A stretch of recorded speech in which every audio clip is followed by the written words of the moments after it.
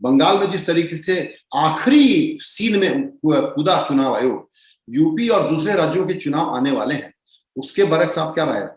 ये दो बातें मैं आपसे कहना चाहता हूं। पहली बात तो ये कहना चाहता हूं कि जहां तक चुनाव आयोग की बात है,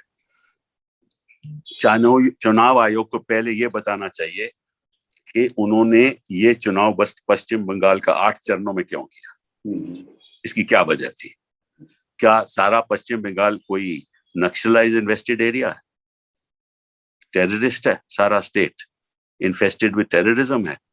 क्या आपने 8 क्यों किया? इसलिए तो साफ जाहिर है, इसलिए किया कि इनके पास वहां वर्कर तो है नहीं, तो जो बाहर से जो भी वर्कर भेजते थे, जब एक फेज खत्म होता था तो वो दूसरे फेज पे चले जाते थे।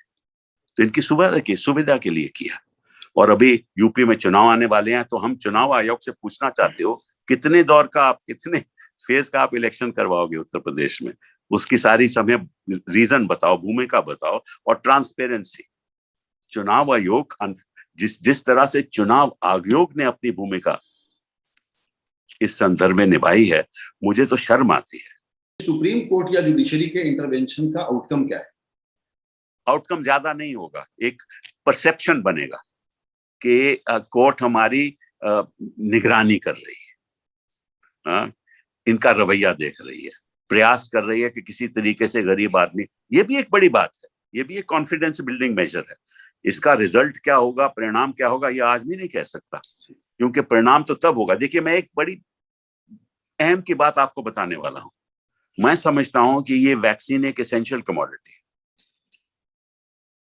बिल्कुल, और एसेंशियल कमोडिटीज एक्ट के अंतर्गत इसकी प्राइस भी कंट्रोल होनी चाहिए, क्योंकि ड्रग शेड्यूल में एक एसेंशियल कमोडिटी माना जाता है। तो इस ड्रग को आप एसेंशियल कमोडिटी डिक्लेयर करो, फिर केंद्र सरकार को प्राइस को कंट्रोल करना पड़ेगा। हालांकि बाकी सारे विश्व में फ्री मिलती है, लेकिन इतना भी सरकार नहीं करना चाहती, क्योंकि उनको मालूम है कि करेंगे तो सब जिम्मेदारी इनके ऊपर आ जाएगी, और जिम्मेदारी निभाना नहीं चाहते। ये राज्य सरकारों के ऊपर दोष लगाना चाहते हैं। यही इनकी मंशा है कि राज्य सरकारों के ऊपर, हमने कहा था कि राज्य सरकार ये काम करें, जब नहीं कर पाएंगे तो बोलेंगे हमारी क्या, हमने तो इनको सारी छूट दी थी।